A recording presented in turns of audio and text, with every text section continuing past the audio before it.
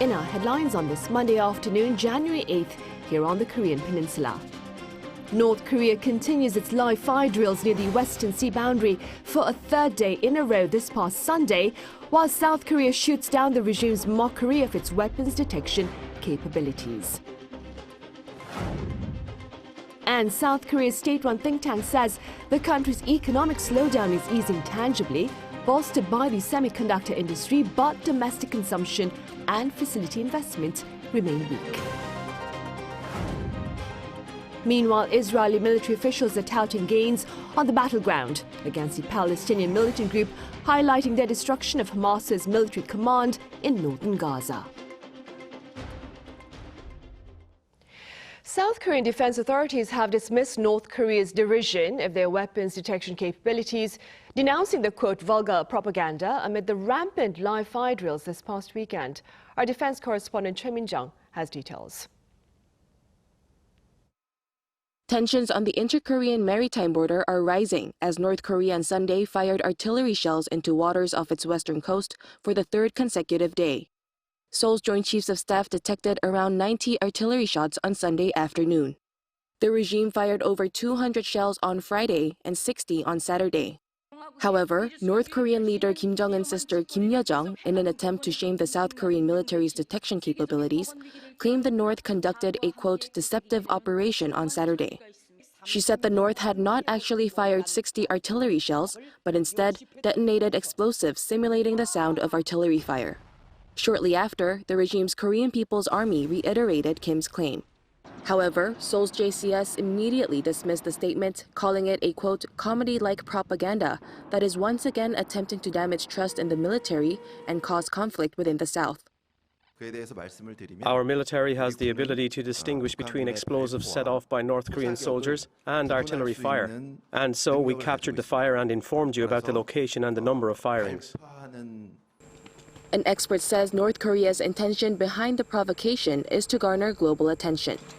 Trying to grab the headlines is their main goal here, and we should understand that by way of North Korean propaganda and be somewhat constrained in our response beyond the military response to downtick the message and to try to de-amplify that message and reduce tensions. Tensions between the two Koreas have escalated after the regime terminated the September 19th inter-Korean military agreement last November, following South Korea's partial suspension of the pact in protest of the regime's spy satellite launch. Under the agreement signed in 2018, the two Koreas established a zone where hostile acts were prohibited, but Seoul's military said this no longer exists, following the North's repeated artillery fire. Accordingly, the military said it would also conduct live fire drills in zones where such action was previously prohibited on land and at sea. Choi Min-jung, Arirang News. And South Korea will launch 2 reconnaissance satellites this year. According to Seoul's Defense Acquisition Program Administration on this Monday, the synthetic aperture radar satellites will take off on a SpaceX Falcon 9 rocket, the first in April and the second in November, both from Cape Canaveral Space Force Station in Florida. The satellites are expected to better detect potential nuclear or missile assaults from North Korea. South Korea placed its first spy satellite in space earlier in December, also on a SpaceX Falcon 9 rocket from Vandenberg Space Force Base in California. It aims to have in orbit 5 satellites by next year. In other news, a rebound in the semiconductor industry is indeed serving to tangibly ease the slowdown in the Korean economy. The latest promising assessment comes from a state-run think tank. Our Lee Soo-jin has more. South Korea's economy is showing signs of improvement. That's according to the Korea Development Institute in a report released by the economic think tank on Monday. The slowdown in the economy is easing as the semiconductor industry recovers. Industrial production in November surged by 5.3% on year, largely driven by the increase in chip production. Chip production saw a sharp rise of more than 42% from the previous year on increased demand for AI servers. A rise in chip demand also contributed to a rise in overall exports, which were up 7.7% in November compared to the previous year.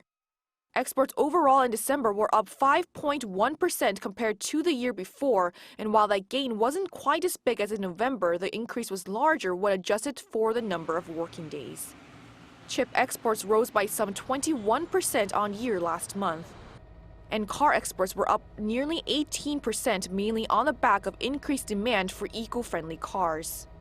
But the economy still faces headwinds as consumption and investment remain sluggish due to ongoing high interest rates. Retail sales continue to show an on-year decline in November of 0.3%, and while this was a smaller decline than the previous month, this was mostly due to the base effect and temporary auto sales. And equipment investment in November dropped even further from the previous month to around 12% on year. In terms of the global economy, the KDI stated that growth is gradually slowing as production and consumption remain sluggish amid high interest rates. Over in the United States, while there was a rise in both consumption and investment, it is expected that the U.S. will see a gradual slowdown due to reduced government spending and monetary tightening. In China, the real estate market continues to see a dip in home prices despite economic stimulus policies, raising the possibility of slower growth. Lee Soo-jin, Arirang News.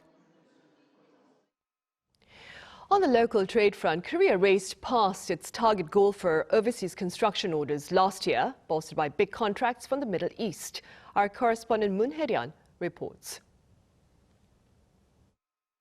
South Korea's overseas plant orders last year surpassed the goal of $30 billion with a boom in orders from the Middle East. The Ministry of Trade, Industry and Energy announced on Monday that the total came to $30.23 billion, up 25% compared to the year before.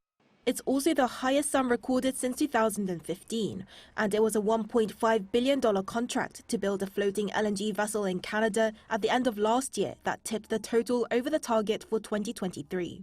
The ministry attributed the success to effective sales diplomacy in the Middle East, particularly the two summits between South Korea and Saudi Arabia held in November 2022 and October last year, which resulted in large-scale plant construction orders.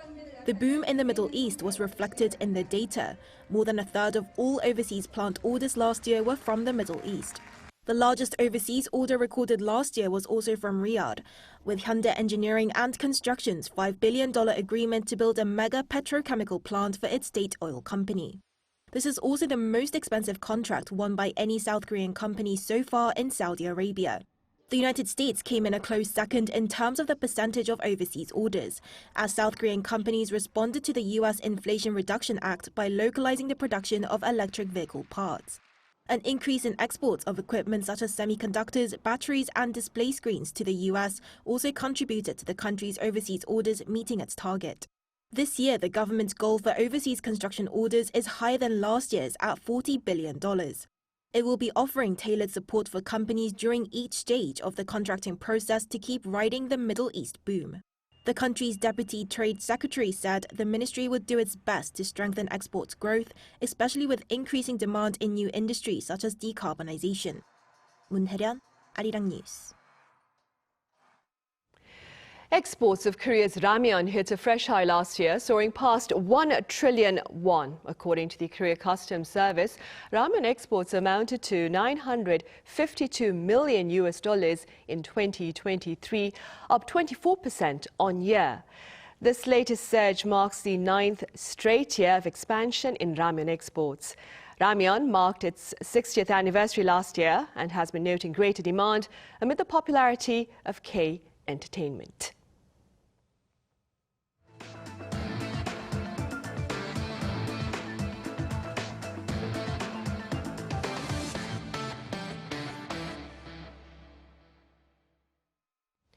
Israeli military officials are touting gains on the battleground against the Palestinian militant group, highlighting their destruction of Hamas's military command in Northern Gaza. Our Lee Seung-jae has the latest. The Israeli military said Sunday that it has destroyed Hamas command in Northern Gaza, adding that the army has killed at least 8,000 militants in the area. According to Israel Defense Forces spokesperson Daniel Hagari, Hamas is now operating in the area only sporadically and without commanders. He added that they are now focusing on dismantling the militant group in southern and central Gaza. Despite visits by diplomatic leaders from the U.S. and the EU, tensions in the Middle East continue to rise, with reciprocal attacks between Israel and Lebanon's pro-Iran armed faction Hezbollah. According to Reuters and CNN, Hezbollah announced that it fired 62 missiles at Mount Meron Air Base in northern Israel on Saturday, which it called a response to the assassination of senior Hamas leader in Beirut last week. The Israeli military said Sunday that it responded to the attacks by deploying fighter jets to bomb Hezbollah facilities in southern Lebanon. U.S. Secretary of State Tony Blinken and High Representative of the European Union for Foreign Affairs and Security Policy Joseph Borrell made trips to the Middle East as they tried to quell the tensions in the region. Meanwhile, the Qatari Prime Minister says the assassination of a high-ranking Hamas official, Saleh al-Aruri, in Beirut last week affected efforts to mediate a ceasefire between Israel and Hamas. However, the Prime Minister vowed to continue mediation efforts. Hamas halted all ceasefire and hostage release negotiations with Israel after the death of its senior leader. A number of Hamas officials, including al-Aruri, were killed in a drone attack in Beirut. U.S. officials have pointed to Israel for conducting the attack. Lee Seung-jae, Arirang News. Meanwhile, in Japan, casualties continue to mount from last week's devastating earthquake in Ishikawa Prefecture. As of this Monday, 161 people have lost their lives, while over 500 have been injured. Also, roughly 200 residents of the prefecture remain missing. A woman in her 90s was rescued in Suzu City this past Saturday, 5 days after being trapped under rubble, raising hopes for a similar miracle among the families of those missing. Safety concerns have grounded Boeing 737 MAX 9 planes in the U.S. as authorities there carry out related inspections, which have also been ordered by relevant authorities here in South Korea. Our Shin Ha-young explains. Travel plans for thousands of passengers in the U.S. are in disarray after regulators grounded almost 200 Boeing 737 MAX 9 aircrafts following an incident on an Alaska Airlines flight bound for Ontario, California, which resulted in an emergency landing. According to Reuters, shortly after taking off from Portland, a door panel on a Boeing 737 MAX 9 aircraft blew out at an altitude of around 16,000 feet, resulting in a sudden drop in cabin pressure. There were no fatalities, but some injuries were reported. And it wasn't like any other turbulence just because the masks had came down too. So that's when I knew, like, oh gosh, this is something way different. And yeah, I started freaking out. The U.S. aviation regulator ordered that 171 Boeing 737 MAX 9 planes be grounded and checked. Alaska Airlines immediately suspended the operation of its 65 Boeing 737 MAX 9 aircraft. At this stage of an investigation, everything's in. We go very broad. Nothing's excluded. And it's not only the U.S. The EU's Aviation Safety Agency has also ordered safety inspections. Meanwhile, Seoul's Transport Ministry on Sunday told South Korean Airlines to conduct safety checks on Boeing 737 MAX planes as a preemptive safety measure. Boeing's flagship model, the 737 MAX, has been involved in 2 major crashes in the past 5 years. In October 2018, a 737 MAX jet flown by Indonesia's Lion Air crashed, killing all 189 on board. In March 2019, an Ethiopian Airlines flight crashed, resulting in the death of all 157 passengers. Shin Ha-young, Arirang News. On a light note now, actor Steven Yeun has garnered his first Golden Globe for his role in Netflix's comedy drama, Beef. At the annual event in Beverly Hills on Sunday, the South Korea-born 40-year-old actor bagged the best performance by a male actor in a limited series to become the first Asian American man to do so. Yeun stars as Danny Jo, a building contractor who becomes embroiled in a road rage confrontation. Now, Yeun's co-star Ali Wong also took the trophy in the same female category, while the series Beef itself won the title for Best Television Limited Series. The series was created by director Lee Sung-jin. And staying on the entertainment front, K Productions are looking to touch base with fans worldwide, both through the screen and on stage. Our culture correspondent Song Yoo-jin has a preview for the year ahead. As we step into 2024, here's a sneak peek of what the culture scene has in store. If you thought 2023 was a treat for streamers, brace yourself for an even more exciting lineup ahead. A bunch of blockbuster sequels are in store. Netflix is set to drop the second season of the Emmy Award-winning Squid Game in the latter half of the year.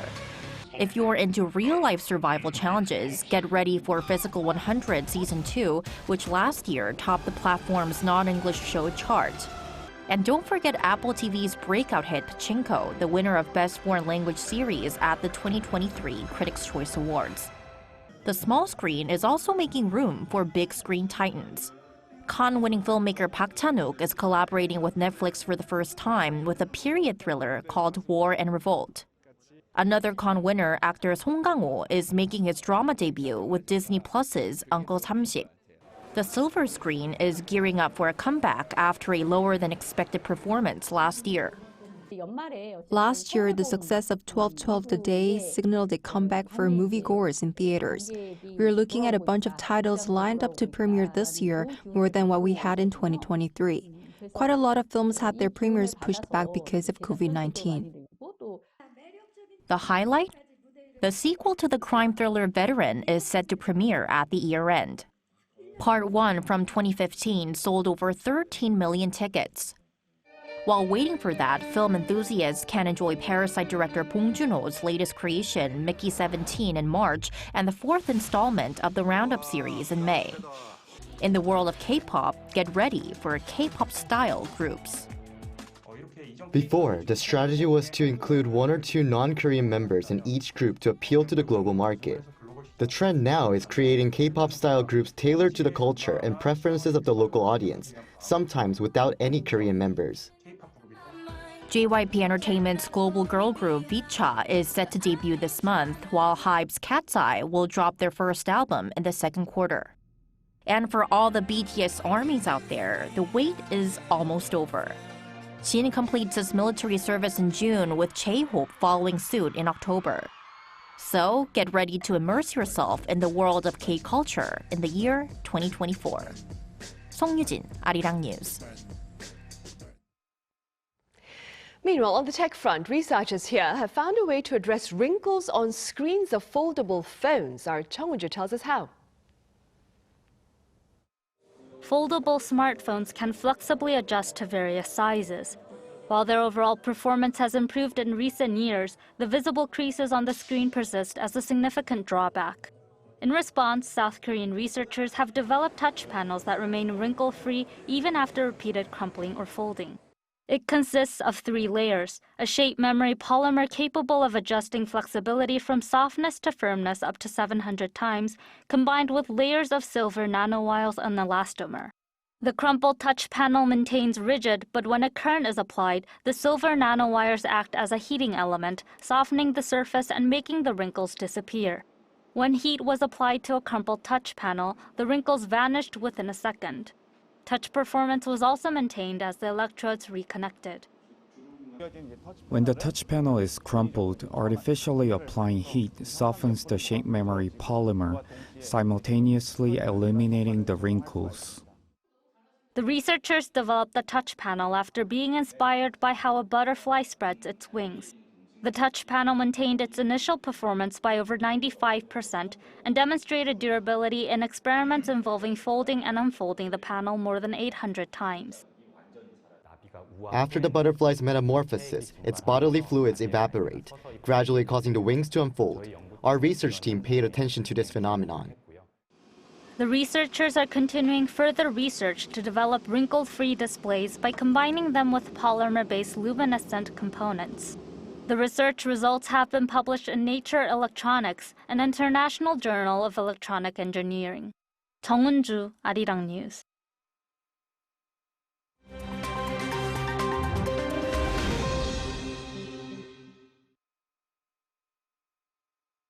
Let's take a look at the latest news in the world now. China has imposed sanctions on 5 American defense companies in response to U.S. arms sales to Taiwan and U.S. sanctions on Chinese individuals and companies. Chinese state media, CCTV, reported on Sunday that the sanctions would freeze any assets in China and ban firms or individuals in China from doing business with the defense companies. The 5 companies named are BAE Systems Land and Armament, Alien Tech Systems Operation, AeroVironment, Viasat, and Datalink Solutions. China warned last month that it would take countermeasures against companies involved in the $300 million defense deal with Taiwan approved by the US. The sanctions, seen as a largely symbolic move, come days before the Taiwanese presidential elections to be held on January 13th.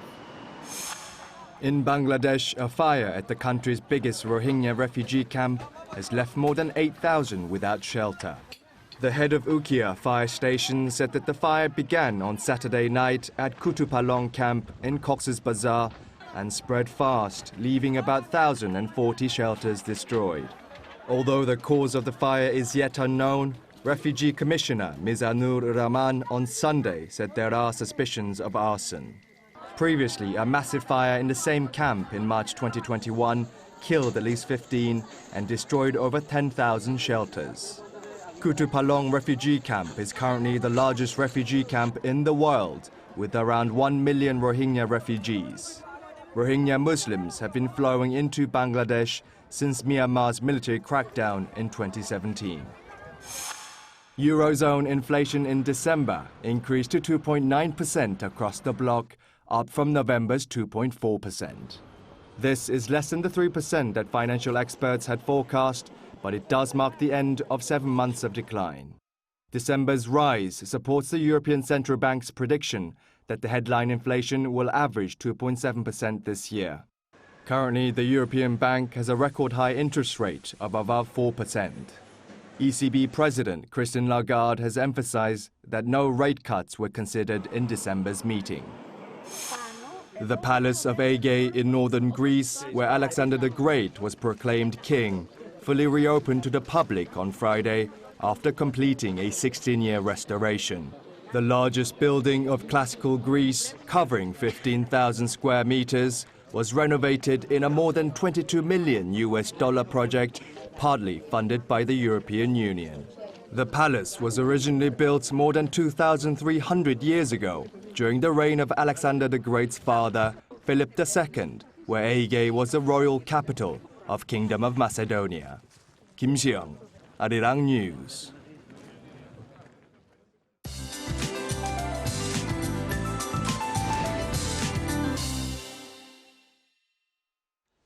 Good afternoon. It was one freezing morning to start off the day. Lows were 5 to 8 degrees lower than yesterday, with a cold wave advisory issued in many inland areas. Seoul had a low of minus 10 degrees, feeling more like minus 15 degrees to start out.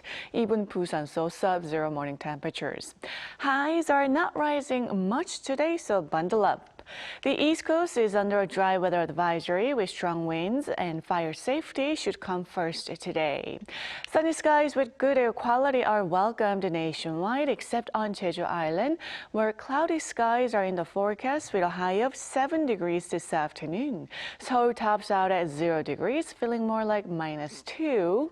There seems to be lingering snow and ice on the sidewalk, so please walk with extra care today. Then a mix of rain and snow is in the forecast for Tuesday, starting from the capital and west of central regions, gradually spreading nationwide over the course of the day.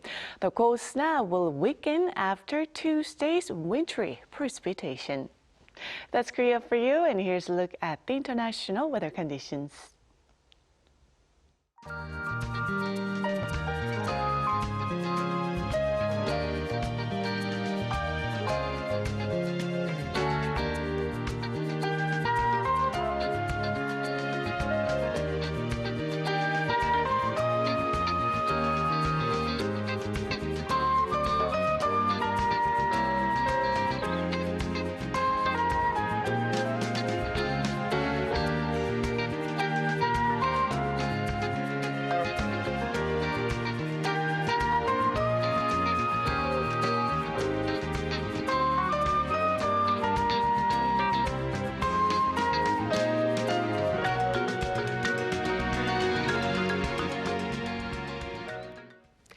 And on that note, we end this edition of the Daily Report. But do stay with us for our panel session coming up right after this break. Thank you for now.